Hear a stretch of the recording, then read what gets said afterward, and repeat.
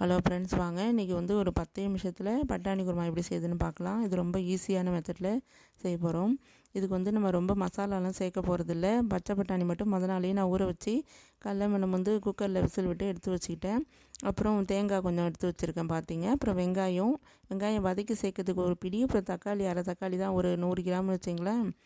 ஒரு 100 கிராம் இல்லை, 50 கிராம் தான் இருக்கும். அப்புறம் வந்து தாளிக்கிறதுக்கு ஒரு ஒரு கைப்பிடி அளவு தான் வெங்காயம், அது பொடிசாக கட் பண்ணி வச்சுருக்கேன். அப்புறம் தேங்காய் வந்து ஒரு 4-5 இது 10ன்னு சொல்லுவோம்ல அந்த அளவுக்கு. அப்புறம் வதக்கி தாளிக்கும் கொஞ்சம் தக்காளியை சேர்த்து வச்சுருக்கேன். அப்புறம் கருவேப்பிலை மல்லி நம்ம அப்படியே தாளிக்கும் போது சேர்க்கலான்னு.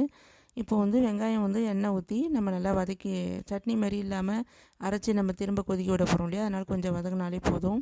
இந்த அளவு வதங்கினா போதும். இப்போ வந்து நம்ம தக்காளி சேர்த்துக்கலாம். தக்காளி சேர்த்துட்டு அதுவுமே லைட்டாக வதங்கினா போதும். இந்த அளவு போதும். நம்ம இதை வதக்கி நம்ம தனி பிளேட்டில் மாற்றிக்கணும். இது கூட முந்திரி பருப்பு கசகசா இருந்தால் நம்ம சேர்த்து அரைச்சிக்கலாம். நான் அதெல்லாம் நீங்கள் சேர்க்க போகிறதில்ல. வெறும் தேங்காய் மட்டும்தான் அது கூட சேர்த்து அரைச்சி செய்ய போகிறேன். ரெண்டாவது வந்து நம்ம இதில் எப்போதும் நம்ம இதுக்காக மசாலாவுக்காக இது செய்வோம் இல்லையா, அதை பூண்டு இஞ்சி சேர்ப்பேன்.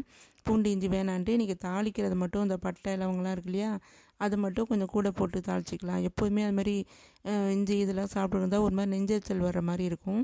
அதனால் நம்ம கொஞ்சம் மாற்றி மாற்றி செய்யும்போது உடம்புக்கு நல்லது. அதனால தான் இன்றைக்கி நான் தவிர்த்துட்டு இந்த மாதிரி செஞ்சிட்ருக்கேன். இது வந்து பட்டை இதை மட்டும் கொஞ்சம் எக்ஸ்ட்ராவாக போட்டு தாளிச்சிக்கிட்டேன். ஒரு ஏலக்காய், 2-3 கிராம்பு அந்த மாதிரி.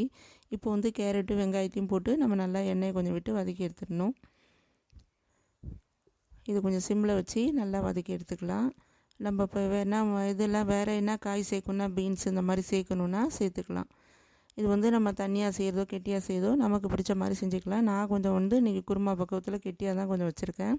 இப்போது இது நல்லா வதங்கிடுச்சு. நம்ம அந்த நேரத்தில் தக்காளியும் கொஞ்சம் டேஸ்ட்டுக்கு சேர்த்துக்கலாம். இது வந்து இன்னும் கொஞ்சம் புளிப்பு அதிகமாக வேணும், இன்னும் குவான்டிட்டி அதிகமாக வேணும்னா அளவு மட்டும் நம்ம கூட்டி குறைச்சி நம்ம சேர்த்துக்க வேண்டியதான். எனக்கு இந்த அளவு போதுன்றனால இந்த அளவு நான் செஞ்சிட்ருக்கேன். வெங்காயம் எல்லாமே கொஞ்சம் மாற்றி கூட கொடுத்துக்கணும். இப்போ தேங்காய் ஒரு பல்ஸ் சொல்லிட்டு இந்த மாதிரி எடுத்துட்டோம். இப்போ அடுத்தது இந்த வதக்கி வச்சுருக்கோம் இல்லையா, அதில் தண்ணி விட்டு வச்சுருந்தேன். ஆறிந்ததையும் தூக்கி ஊற்றி நம்ம அதை நல்லா மிக்சியில் நைஸாக குறைனாலும் சில பேர் செய்வாங்க.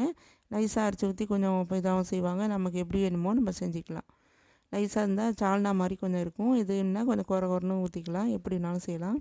இப்போ வந்து மிளகாத்தூள் வந்து 1.5 ஸ்பூன் வந்து சாதா குழம்பு மிளகாய்த்தூளும், வந்து ஒரு 1/4 ஸ்பூன் தனி மிளகாத்தூளும், ஒரு அரை ஸ்பூன் வந்து மட்டன் மசாலா தூளும் நான் சேர்த்துருக்கேன். இப்போ வந்து கல் உப்பு தேவையான அளவு எனக்கு போட்டுக்கிட்டேன்.